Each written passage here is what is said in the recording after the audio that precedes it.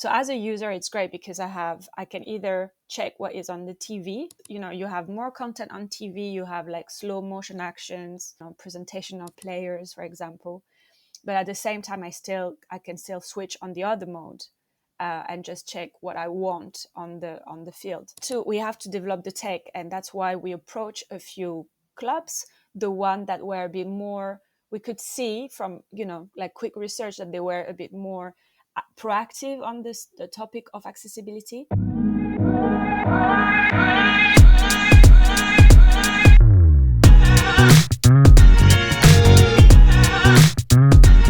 Hi everyone, and welcome to another episode of the SportsTech ALLSTARS podcast. We are continuing our theme of running with interesting themes from the world of sports and technology. Last month was our Women in Sports Tech month, or rather, I should say, Sports Tech for Women's Sports, how technology is helping women's sports grow. We had a great lineup of guests, including investors, startups.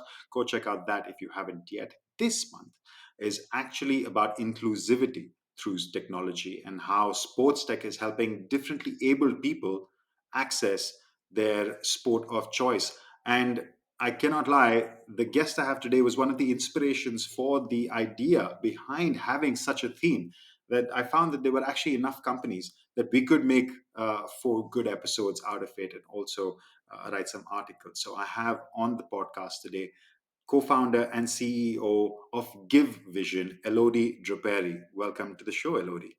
Thank you very much for having me, Ron. And I would definitely agree that there are a lot of innovation for sports and accessibility.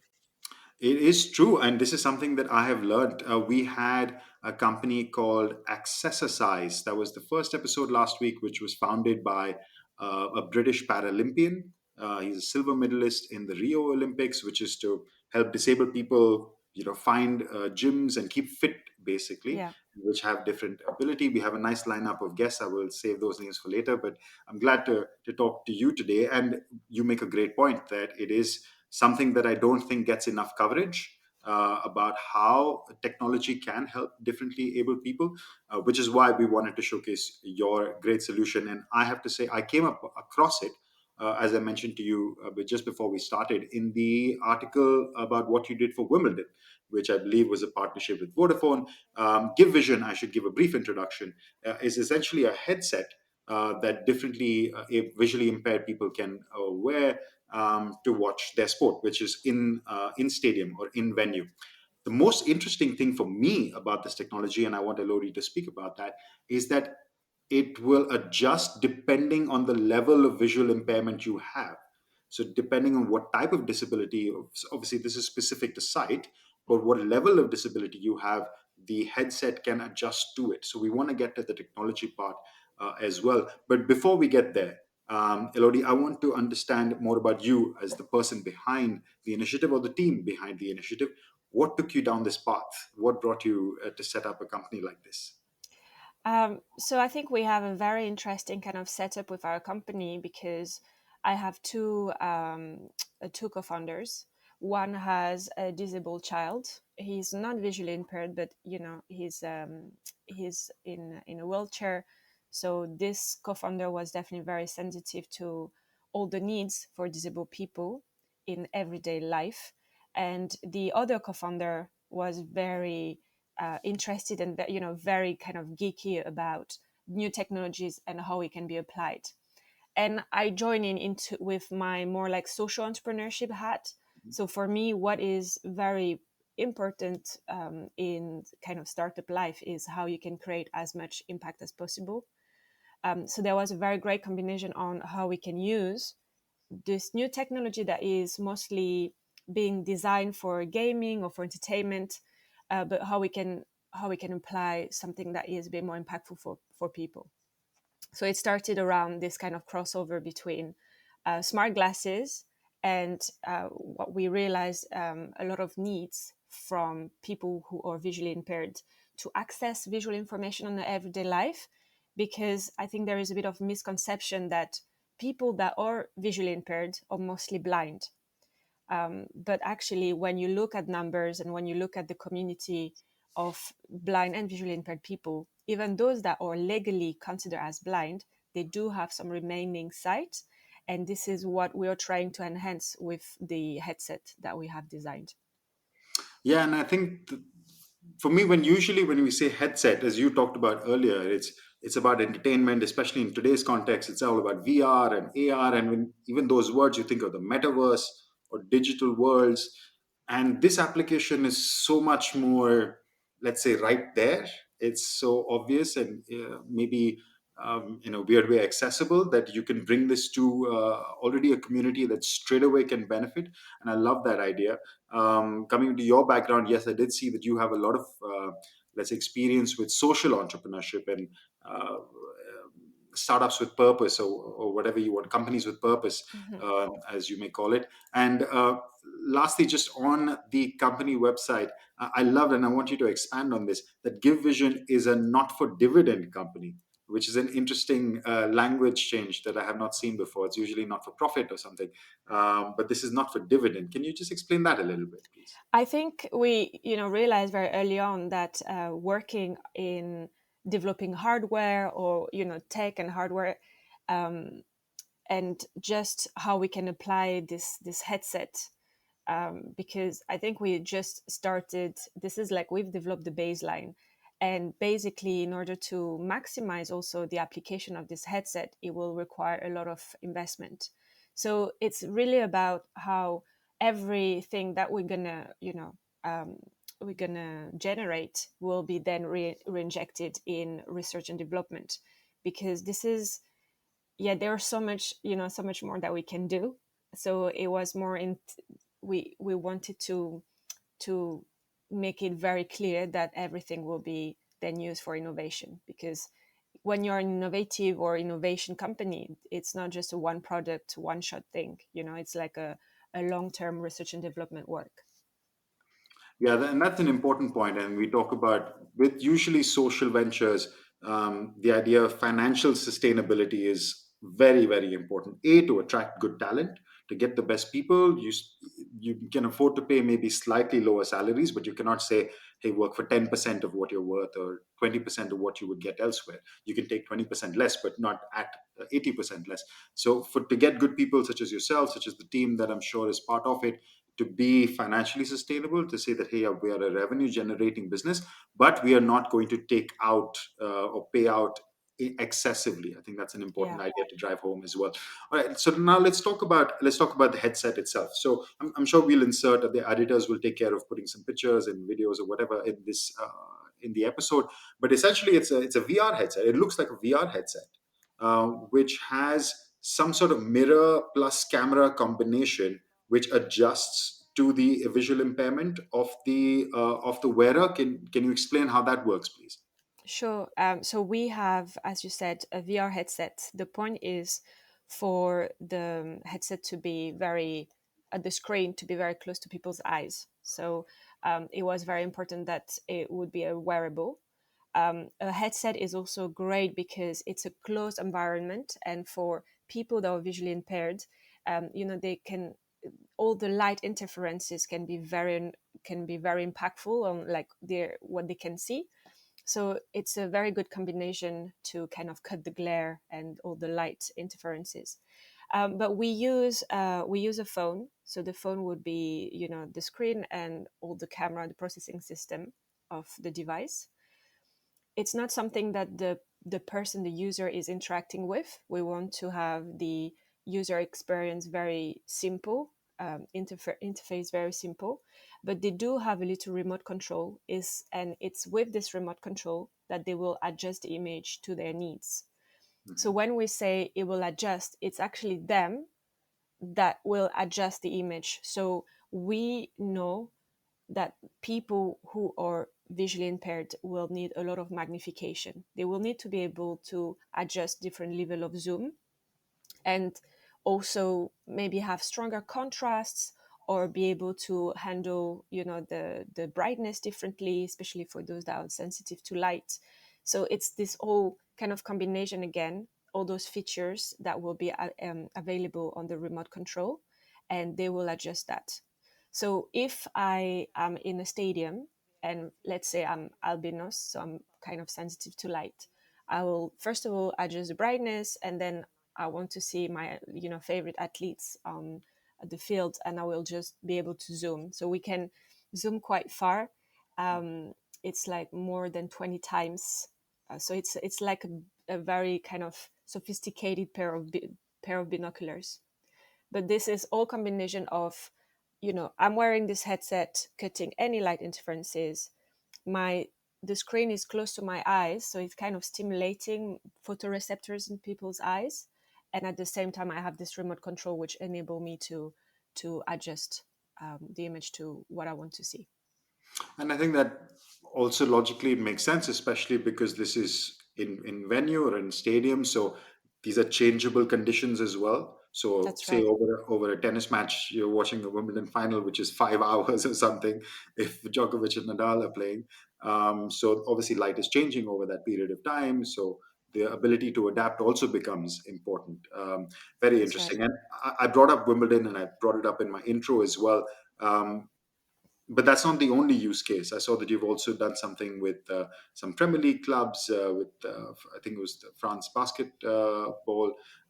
So, how have you been working with leagues? Or I mean, because our listeners are not just investors, we have or startups, we have leagues or teams or federations. So, how do you partner with them? Because I also know that the Wimbledon partnership was through Vodafone. So there is a corporate element as well, and then there is the partnership with the actual event. How does that work? So to understand also how we work is that um, we developed this device a few years ago, and it's just been a couple of years that we wanted to really adapt the headset that we have that can enhance people's remaining vision. We wanted to adapt it to the sports and kind of cultural events, because we knew that this is where there is a kind of a higher gap. The number of people, visually impaired people, going to those events is very, very low. And the explanation is also because of this kind of lack of solutions for them. But this is something, so for us, working in sports is quite new, because it's like, I mean, new in terms of, like, we created the company in 2014, and we started really adapting the technology um, for optimizing the experience of spectators, visually impaired spectators, a couple of years ago. And it started from a couple of things, from people's users feedback, saying this is something that they would really want to use more in stadiums, but also from interest from at that time it was another football league, um, football club that reached out because they were interested in exploring that. So it was more like through opportunities that we said, oh, actually, yes, there is a big gap, and this, we definitely know that this technology we could use that in a stadium. So from that moment, we just made sure that obviously the technology was there. We could make it work in terms of make allowing people to watch what was happening. And for that, we had to adapt. So i we discuss about this headset using different zoom, to more like in terms of augmented reality, to look what is around and being able to zoom in.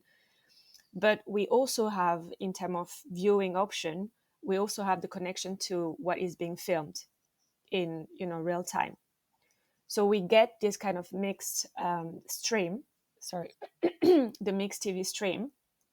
And for that, it meant we had to develop our whole system, connectivity system, to catch the signal of the TV stream. So as a user, it's great because I can either check what is on the TV, and Mhm. you have more content on TV. You have like slow motion actions. You have, I don't know, presentation of players, for example. But at the same time, I can still switch on the other mode, and just check what I want on the field. Um, so we have to develop the tech, and that's why we approach a few clubs, the one that were a bit more, we could see from like quick research, that they were a bit more proactive on the topic of accessibility. And they were very open. So Crystal Palace, for example, was very open to do some testing, because they do have a lot of fans that are visually impaired. So that's why we kind of identify right partners to do some testing.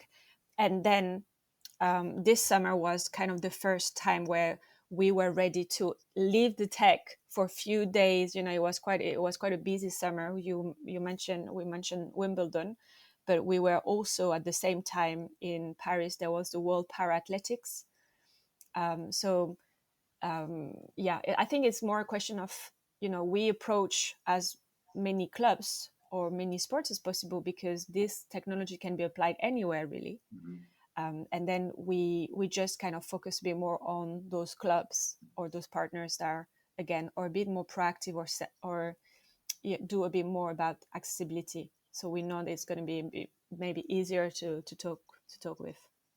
Yeah, it's a good point. I mean, you also the way you describe yourself, even on your website and stuff, it's a med tech company. It's not a sports tech company. It's a technology that has multiple applications, and sports is just one of them.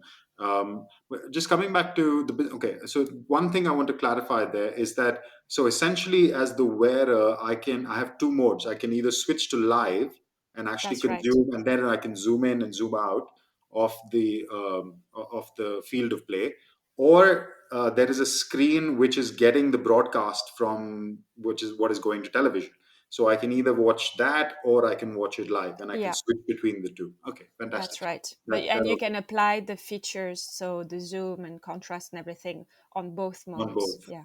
Got it. Perfect. Coming back to the business model. So it sounds like this is more a B2B play. So when you're going to these clubs like Crystal Palace, or whether it's Vodafone or Wimbledon or whoever your partners are, they are the ones who are essentially paying you to bring X number of headsets into the arena, into the venue, and then they will find potential users for that. Is that how it works, or do you also have any sort of direct to consumer model where if I'm a visually impaired person, I can just buy a headset and wear it whenever I want? So yeah, it's a good question. For us right now, we're focusing on the B2B model. So as you said, selling to sport clubs, or any kind of event organizers that want to improve their accessibility portfolio during an event. And we sell services around the temporary installation or permanent installation. But yeah, then it will depend on, obviously, the number of days of an event and all those things. So we are focusing now just on the B2B, to make sure, basically, our kind of ambition is to become a new accessibility standard, Mhm. for sports and cultural events. And is there a lot of setup required for you to be at an event, in terms of, I don't know, are you putting up other additional cameras or anything, or is it just the headset so you can basically go to any event, bring your headset, and whether it's a 1 day event like a football match, which is like for 2 hours or whatever, versus Wimbledon, which is 14 days, it doesn't make a difference. You just bring the headset and it's plug and play. Is that easy? Is There it that is easy? there is a bit of a setup, Mhm. and especially if we want to. So for what was really interesting and great with Wimbledon and Vodafone is the 5G. So we adapted our technology to work with 5G, and obviously 5G means for us that we can offer a better coverage in a stadium, because otherwise we might be limited to where our connectivity system is placed, and Mhm. then the headset should be kind of close to that system. But with the 5G, it's like a bit more freedom. um, but yeah, so there is a bit of setup. It depends, again, if it's 5G or normal kind of Wi-Fi technology. But from if I compare with Wimbledon and the World Para Athletics, the installation was very easy. We need to make sure we talk to the TV broadcast, and for them to Mhm. give us the kind of the The TV feed. stream. So we need to kind of plug one cable, and that's pretty much it. Okay, good. That's also good to know, again, for listeners, that it's not too complicated to adopt. And I Yeah. think that is the point that I was getting at, because it really feels like this is like a no-brainer, for a lot of sports entities. Because I think also the conversation around accessibility to sport is usually around physical disabilities, especially bringing people to the venues and making sure there are ramps and wheelchair access and all these kind of things, which is great, of course. Especially in football, having spoken Yeah. to various clubs, a lot of teams would make an effort to make sure that fans with physical disabilities who are wheelchair housed will be able to come and visit the stadium.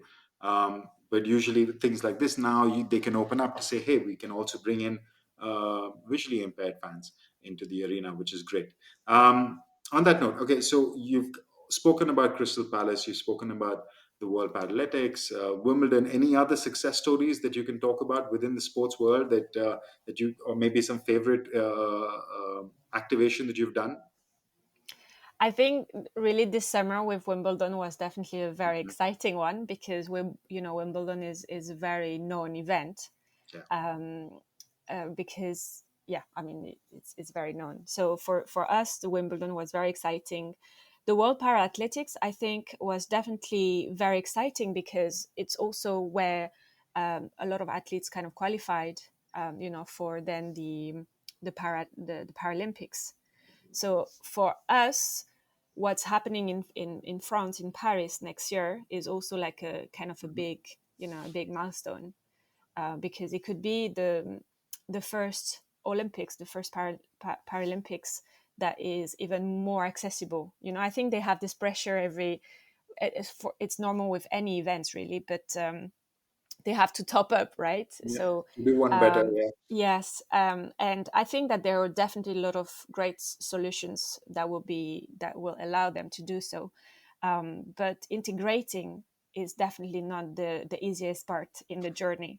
So I think you mentioned that a little bit, because for me, when I look at the project and its integration, I think the integration into an existing stadium, an existing system, so like the Olympics, for example, is definitely another piece of cake. So this is something that we're working towards too. But for the next couple of months, I would say that, or the next few months, we have a couple of events that are also quite good. There is the final, the world final for wheelchair rugby coming. Obviously, there is the World Cup, the Rugby World Cup. Hmm. There are so many events There's basically. so So many we're full yeah. calendar. And are you doing? I wasn't clear. Are you? So are you going to be at Paris 24? Is that already an activation, or It's you're yeah. in talks with them? So we're in talks with the different stakeholders. It's definitely a big machine, Yeah. because you have the Olympic Committee, the Paralympic Committee. You have then obviously Paris Council, Paris Region. So it's I think it's just a big project, and we hope that we'll be able to kind of officialize things quite soon. But this is something, yes, we're talking towards too. What is quite exciting is the fact that we are looking at also more permanent installations in Paris, because they want to have the legacy after the games. So it's not just okay, this is happening from this date to this date. It's something that we're looking at long term installation, which is would be great. Yeah, absolutely. I know Omar El Zayat, the head of innovation at Paris 24. He's an old friend. That if he, I was going to say, if he's not on this already, then they have to be. I'm sure you're in touch with them. Um, so that's all the good stuff. And as a startup founder, as part of a founding team, you still have to deal with all the normal challenges that a startup has to deal with. You hear a lot more no's than you would like, maybe from investors. And to my surprise, well, not surprised in the startup world, you're not surprised by too many things, but sometimes even the no-brainers don't really get the traction, or they still hear no's more than they would, or it takes a long time. What have been some of the challenges that you have had to face specific to bringing Give Vision, where I assume the first meeting everybody's interested, but then maybe it takes too long to transition to the Mm. implementation? Or I'd also, so that's on the actual activations or implementations with the events. I'd also like you to speak about on the funding side. So I don't know how your funding setup is right now. Are you bootstrapped yourself? Have you got external investors? And then also speaking to investors, as I'm sure you are, what has that experience been like? So, because like I said, I can imagine all the first meetings everywhere go great, but then are the follow-ups also as promising? Yeah, I think we definitely have. Um, when you talk about like challenges, that obviously yes, we do have a lot of challenges. I'm trying to think what is the main one. I think the main one right now is more um, again how to facilitate this the integration of the product. I think one of the main first kind of realization early on when we started GiveVision is wow, we have a product that works. What is great is that people wear the headset and then you can tell straight away if it's Yeah. working or not. And we were quite blown away all the kind of reactions of users. But this is not enough. This is not enough to make a product work and to make company to have a sustainable kind of business model. You have to think how really you tap into budgets, you tap into something that is already in place. So I think this is where the main challenge is, because even if a lot of clubs, a lot of kind of sports federations, or they're trying to improve accessibility, they still don't necessarily know how to do it, and also have like clear budget allocated to it. Hmm. So every time we thought that talking to a few will give us kind of a roadmap on how to do it, but actually every kind of partner, like potential partner we are talking to, um, it's like a we have to adjust to see what they need, how we can make it work. So So there's a big it's education layer for you as well. that's right. That's right. So yeah, so it's hard to say, yeah, it's going to take 2-3 months to negotiate and then implement it. We don't really have, again, this kind of roadmap, and maybe we will in a few months or a couple of years. But right now I think everyone is definitely, as you said, they're interested, but sometimes it's a question of like, do we have the right contacts? Do they have the right kind of decision maker to for them to activate and implement something? It's yeah, it's still like a normal, I would say, like a normal business challenge, right? um, but I think that with accessibility a little bit more, just because of right now there is things that work and people know how to do it. So for example, having space like for wheelchair, and they might have a budget for it. But when we talk about different type of innovations, not quite yet. Yeah. So it's still really can take some time in discussing around it. Yeah. It's not a line item in the budget yet. When it has to Yeah, become a line item in the budget, then it becomes a more attention thing. On part two of that question, which was around the investor space. So, A, like I said, tell us about how you're currently funded, and B, how have those conversations been going with investors? sure. So we had investors. We raised a seed round really early on. Mhm. And I think what we did, because there was a lot of, again, investment to do in terms of the hardware development and the technology development. So we also worked a lot on grants. We had a lot of R&D grants the past Right. few years, Mhm. and we reached a stage where we're like, okay, we have a solid product. We can obviously improve and keep like adding more things on it, but we have something that is solid, and now we really need to focus on kind of commercial deals.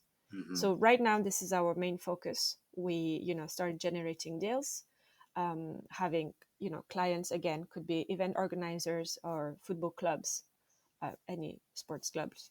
And this is the way we're funding. We might look into, okay, if we want to grow, because right now we are mostly working in Europe, UK and Europe. But if we want to really expand quickly, we might look into getting some private or public investment. But this is not the main focus for in the way we're operating now. And actually, in a weird way, it's heartening to hear that the fact that you have a revenue focus and you think that this is the way we can drive sustainability for this business. That there is this is a product that the market should want and does want. And as long as we can find enough people to pay for it, and there are certainly enough sporting events, that there's no shortage of those. And as you said, Yeah. this is a product that can go to any event, not just sporting. So there is clearly a ready market there, and maybe that's just how you have to fund it. You don't have to rely on external capital, because that's not every business is investable. That's another thing which is commonly said in VC. Not every business is built for venture funding. But B, if a business can get there with revenue, why waste time talking to investors when you can be talking to clients? It's certainly a more long term beneficial group to be engaging with. Yeah, no, it's definitely a question of stages as well. And I think we are at this stage where we need some like we need this kind of traction. We Yeah. need to show that this can be installed. Is we can sell to different type of clients, and but again, I we see the benefit, right? Because if we need again to grow fast, we will need in kind of an injection of cash. But right now, I think yeah, the priority is definitely the on the deals. Fantastic. All right. Elodie, so I think we've covered a lot about the product. We understand where you guys come from, how you kind of work. I want to talk about what's next. So where are you headed in the next 12, 18 months? You already mentioned some of the events that you will be working with in the next few months, but what is the overall vision, if I can excuse that pun, that you want to go towards? Is it, for example, is it continuing to work in this disability? Maybe there are other disabilities that you want to address. Where do you believe this company is headed? Yeah, it's a good question. I think for us, and also the kind of expertise that we've built the past almost 10 years, is really how we can, apply this headset for helping people that are visually impaired into, having more independence and more autonomy in everyday life, but also maybe how we could prevent sight loss. So there is another project that we started working a few years ago, and it's how we can also use that headset to monitor the vision remotely. Mhm. And so right now we're doing a couple of clinical trials. But this is again, so it's all about the application of the headset in the field of low vision and sight loss. Mhm. So this is where again, where we have the experience, expertise, the network. I don't think we will go for different disabilities. It's really about how we can, um, you know, improve on that the vision, the technology around vision. Because when we compare to, for example, hearing aids, it seems that the technology around vision is like 20 years behind. Mhm. So there is definitely a lot to do, and if we can also prevent on-site loss, that would be a huge again achievement for us. And that's a great focus to have. I mean, that's something that learning for me, which is also why I love having these kind of conversations. That sight loss or technology around that is not as um, or not as near as caught up to hearing loss, for example. Maybe a personal request, if you have something, because my little pug, my dog, is losing her eyesight. If you get something for dogs, that would be lovely, because then we can watch football together, which I would love to do.